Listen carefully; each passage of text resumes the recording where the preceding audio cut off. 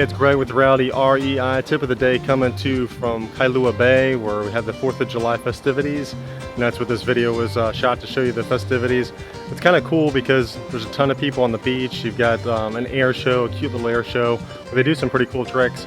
And then the fireworks themselves are nice because they fire them off in the bay, so everyone that's like basically on the beach can see the fireworks anywhere on the beach, 3-mile stretch or so. Really pretty.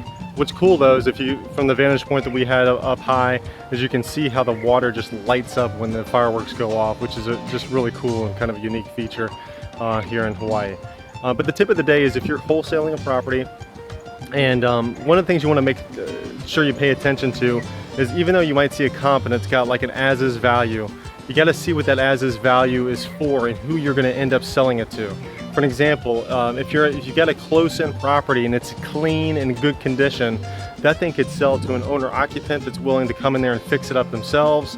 It could be sold to a rehab investor that's going to, just rehab it. They might even expand it and then resell it. And you've also got builders that might be willing to tear it down, depending on the size of it and how the numbers work, to build another house. So you've got 3 different types of investors there, and depending on the condition of the house and the layout and stuff, will tell you what you can do with that property. For an example, if your as-is properties in that neighborhood have sold and they're super clean, but they're outdated and they've sold at a certain price, but your house is massively banged up, don't count on selling it to an owner-occupant, because they can't go in there and see the vision of that property as far as just coming in and living in it and then fixing it up as they go along. So you're going to end up selling it to a rehab investor or a builder, which might have different numbers. So that's why you've got to be really careful when you're looking at those as-is comps to see, okay, what is this condition, and then who can I ultimately sell it for? Because each of those levels, your rehab or your owner-occupant investor is willing to pay the most, then your rehab investor, and then your builder. Well, the builder and the rehab investor will really depend on the area itself.